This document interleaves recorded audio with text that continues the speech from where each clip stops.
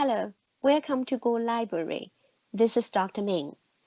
Today, I invite Ben Rogers, member of the Advisory Committee of International Coalition to End Transplant Abuse in China.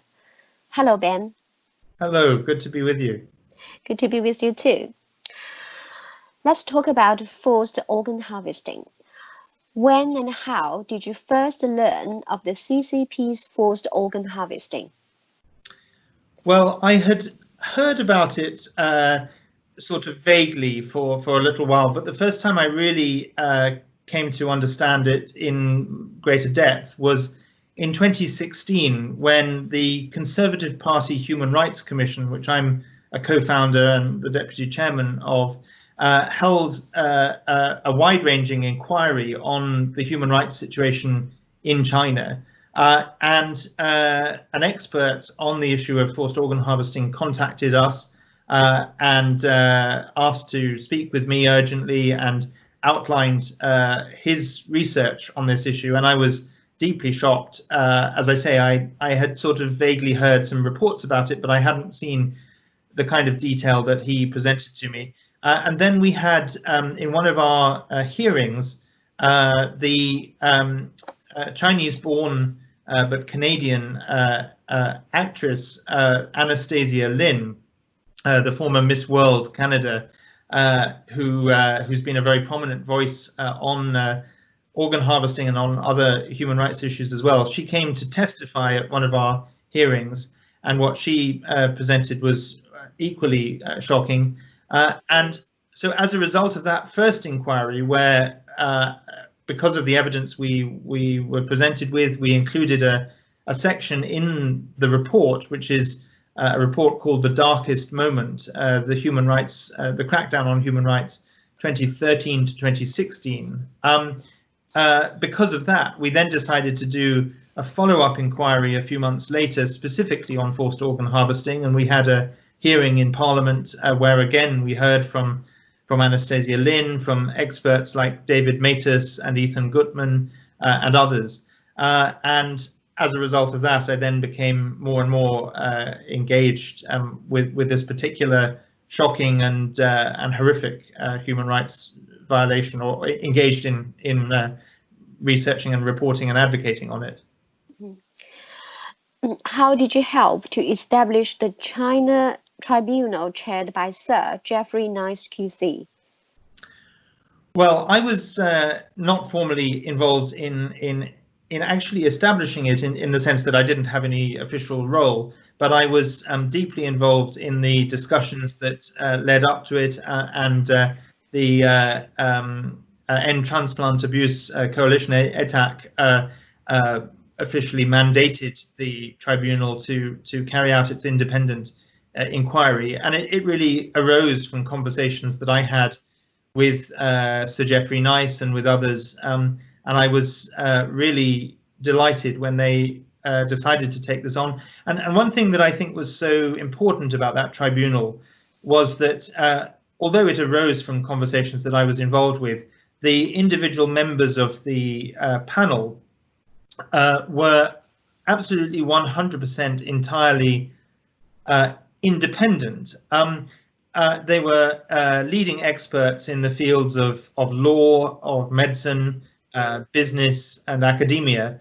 But none of them, apart from one who's an academic, none of them had any previous China engagement. And none of them, including the academic, had any previous China human rights agenda. So they were not long-time China activists or critics of the CCP. They had no agenda one way or the other.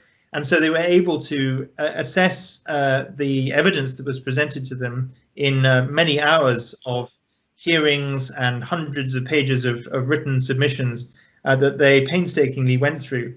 And they came to their own conclusion that forced organ harvesting has been happening and is still happening on a widespread scale, and that it amounts to a crime against humanity. And I think the credibility of the fact that they were a truly independent body, basing their judgment not on what I said to them or what any other activists said to them, but based on the evidence that they heard from the people formally presenting it, was very significant.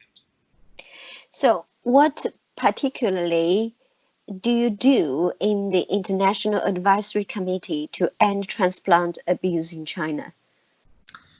Well, essentially, as the name suggests, the advisory committee, I'm involved in, when asked, offering advice to the team of people that is working much more full time on these issues. But it is an issue that I have been very active on, both in that capacity and also in my other capacities. I've written many opinion pieces about the issue of forced organ harvesting. I've spoken at events in Parliament and elsewhere, and I've helped to highlight the issue of forced organ harvesting, and in particular, since the China Tribunal's judgment last year, I've been trying to draw people's attention to that and the importance of governments not just listening to an advocacy group like ETAC, although they should listen to ETAC, but listening to the detailed judgment of an independent panel chaired by Sir Geoffrey Nice, who incidentally had led the prosecution of Slobodan Milosevic, so a real expert in his field. And so my role is to speak out, is to support others working on this, and on the advisory group to offer whatever advice I can. So in what way was the organ transplant in China worryingly different from those in other countries? I think the thing that makes this stand out is that, first of all, it is clear that it is happening on a widespread and systematic level, and it is happening with the not just the complicity, but on the orders of the Chinese Communist Party regime. There are other countries where an organ transplant trade exists, and sometimes for reasons of real poverty or issues of human trafficking by non-state actors, this happens. But it happens firstly on a smaller scale, but secondly not with the state's direction. Whereas in the case of China, it is the party state that is carrying this out. And I think the other thing that makes it, as a human rights issue, so shocking is that it is a crime with it is a crime against humanity, which is very difficult to prove. Although, as I say, I think the China Tribunal has done a very effective and powerful job in its judgment. But when I say it's difficult to prove, because by definition the victims are no longer with us. Mostly, the witnesses are mostly doctors or prison guards or government officials who are complicit with the crime, and the evidence is immediately swept off the hospital operating floor and disappeared. So the evidence to work with is, in particular, the fact that by their own admission, the Chinese government's statistics on the number of organ transplants carried out there's a huge gap between that and the known pool of organ donors, official organ donors, voluntary organ donors in China. China doesn't have a well-established practice of voluntary organ donation the way the UK does or other Western countries do, and yet it's able to offer organ transplants, matched organs, with remarkably short waiting times, with remarkable speed, a matter of weeks, whereas in countries with more established organ donation systems, people wait months or many months or even years to find a matched organ donor. So all of that evidence suggests that something is incredibly wrong, and that the Chinese Communist Party is using prisoners of conscience for this purpose. Did you attend the hearings of the tribunal in person last year? Yes, I did. I wasn't able to attend every single hearing. There were some sessions where I ended up being abroad, but even if I was not in London, I followed the hearings online.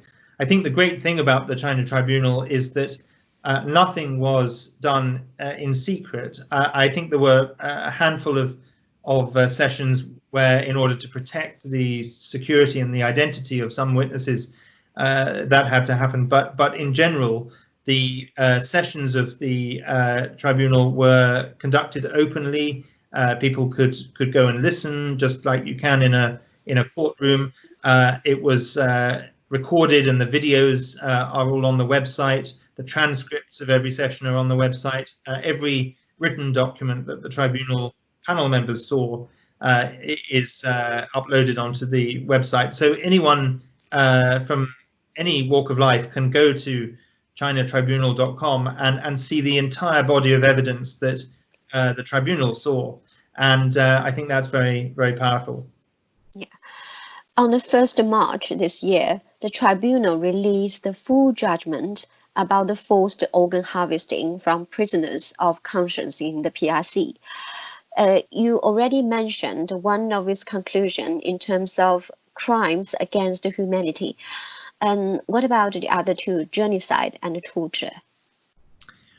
Well, it's very clear on torture that the evidence, and obviously this is well known from other human rights reports more generally on China, but the tribunal certainly found undoubted evidence of widespread and systematic use of torture. On genocide, it stopped short of calling it genocide, and I think that was a wise decision to take, because you should only ever make an accusation of genocide if you can really prove beyond reasonable doubt that the crime of genocide has been committed, and crucially the proof of intent.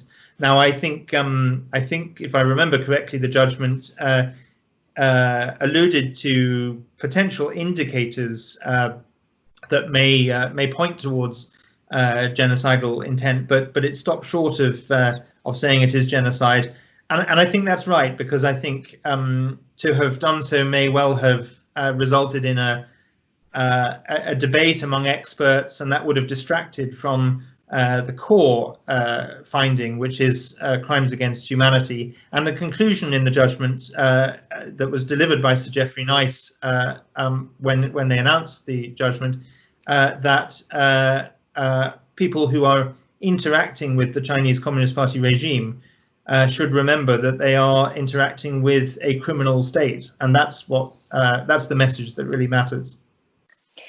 My school exposed that organ transplant is quite common among the CCP elites in order to rejuvenate themselves. The CCP leaders and their family members, like Wang Qisan, Jiang Zeming's elder son, and Meng Jianzhu's mother and wife, all had organ transplants. Accordingly, at least 10 people were killed as the matched organ sources. Their transplant surgeons were also murdered to keep their operation secret. Do you believe these stories? I can't confirm or deny those specific stories, because I haven't seen the detailed evidence. But I certainly think it's entirely possible.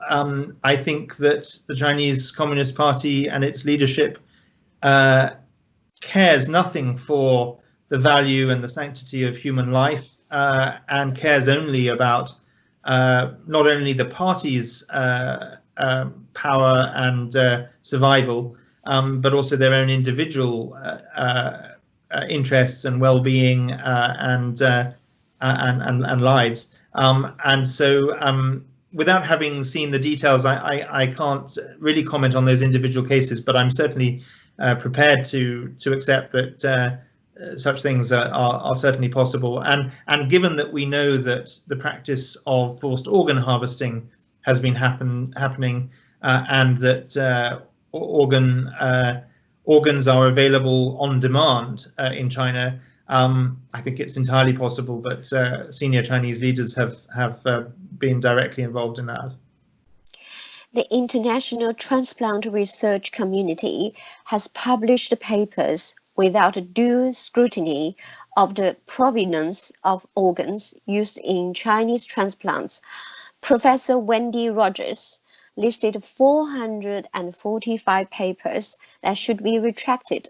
How to solve this problem in this area? Well, this area is not my area of expertise, but I would say that I think every professional body in the world related to not just specifically the field of transplantation, but the whole world of medicine should seriously reconsider their engagement with individuals and institutions in China on this issue. So that would include certainly reviewing the presence of academic papers and of expert contributions from people in China who may be involved in this horrific practice. And it should also involve, I think, reviewing all forms of interaction between academic and medical institutions with their counterparts in China until it becomes clear that this barbaric practice has stopped in China. And I think Chinese experts should not be being invited to present papers and make speeches at transplantation organizations around the world until this practice has stopped.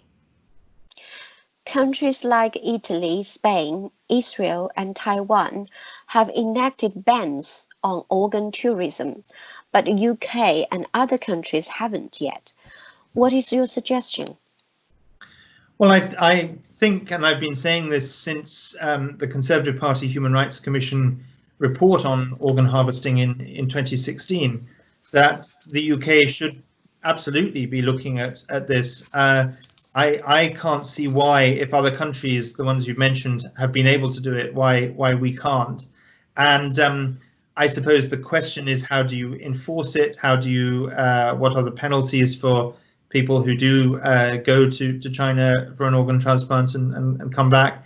And those things need to be looked at. But I definitely would urge the British government to look again very closely at the China Tribunal's judgment, at all the evidence on this issue, and at the legislation that other countries have introduced, and look carefully at whether we can do the same.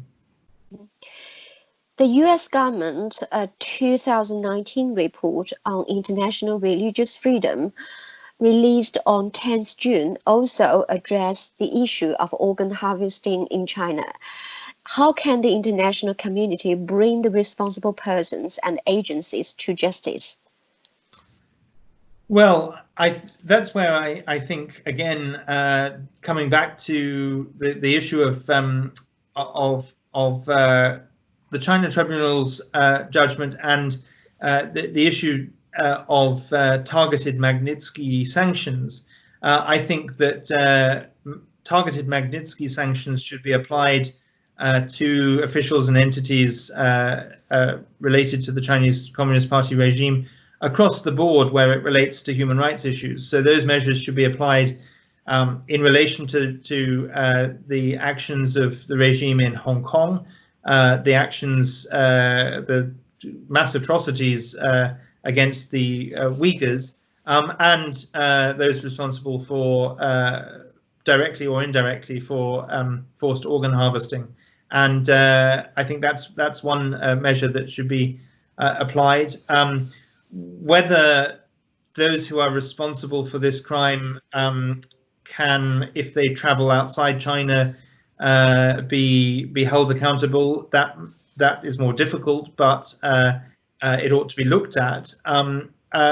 The challenge with the China Tribunal's judgment on its own is that it's a very powerful judgment, but the China Tribunal doesn't have any official government or legislative or judicial standing as such, and so all it can do is produce its judgment. It's up to governments now to act on it and potentially to take forward further investigations, to look at those individuals who are responsible for this, at least to sanction them, and potentially even to look at whether some form of universal jurisdiction can be applied, so that even if they can't be brought to justice while they're in China, maybe if they do travel, they can be held to account in some way. Are there other issues you would like to address? I think I would just say that there are a wide range of truly shocking human rights violations committed by the Chinese Communist Party regime in China today.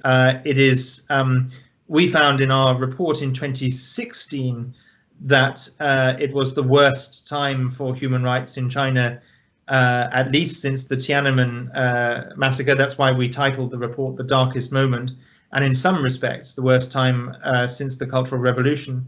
And among the litany of human rights atrocities and appalling violations, the mass atrocities inflicted on the Uyghurs, the horrific situation in Tibet, the intensifying crackdown on Christians, the situation, the destruction of Hong Kong's freedoms, the imprisonment of so many lawyers and bloggers and dissidents, the real closure of space for any form of freedom of expression or civil society. All of these things are happening, but the crime of forced organ harvesting has to rank as at least one of the most barbaric in the whole list of barbaric human rights atrocities, because to forcibly take from a human being their human organs for the purpose of sale and profit, and especially when that person is a prisoner of conscience, is truly shocking. And I hope the whole world will finally wake up to this and work together to put an end to it. Thank you very much, Ben. Thank you. For